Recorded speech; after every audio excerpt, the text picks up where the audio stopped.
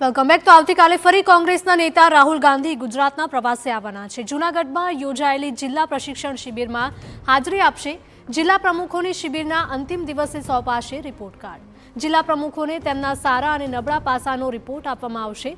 રાહુલ ગાંધીની ઉપસ્થિતિમાં બંધ કવરમાં અપાશે કામગીરીનો રિપોર્ટ। બપોરે કેશોદ એરપોર્ટ પર પહોંચશે રાહુલ ગાંધી। સાંજે 6 કલાકે પોરબંદર થઈ દિલ્હી માટે થશે રવાના। ઓનલાઈન પર અમારા સંવાદદાતા નરેન્દ્ર જોડાયા છે। નરેન્દ્ર, જણાવશો કે આવતીકાલે ફરી એકવાર કોંગ્રેસના નેતા રાહુલ ગાંધી ગુજરાતના મહેમાન બનવાના છે, શું કાર્યક્રમ રહેશે? જે થોડા દિવસ પૂર્વે રાહુલ ગાંધી જૂનાગઢ આવ્યા હતા કે જ્યાં પ્રશિક્ષણ શિબિર જે જિલ્લા પ્રમુખો છે એમની ચાલી રહી છે અને ફરી એકવાર તેઓ આવી રહ્યા છે। ત્યારે તેઓ આવ્યા હતા ત્યારે જે જિલ્લા પ્રમુખો છે એમને પ્રશિક્ષિત કરવા માટે આવ્યા હતા અને તાલીમ રાજનીતિની આપવા માટે તેઓ આવ્યા હતા। અને આવતીકાલે જ્યારે તેઓ આવી રહ્યા છે ત્યારે એમની જે શિબિર ચાલી રહી હતી એનું સમાપન થવા માટે જઈ રહ્યું છે અને સમાપનમાં પણ તેઓ ઉપસ્થિત રહેશે અને એ જ બાબત દર્શાવી રહ્યા છે કે જે પ્રકારની ચેલેન્જ એમના દ્વારા સંસદમાંથી આપવામાં આવી હતી કે 2027માં ભારતીય જનતા પાર્ટીને હરાવવા માટે જઈ રહ્યા છે અને એ બાબતને ગંભીરતાથી લઈ રહ્યા છે।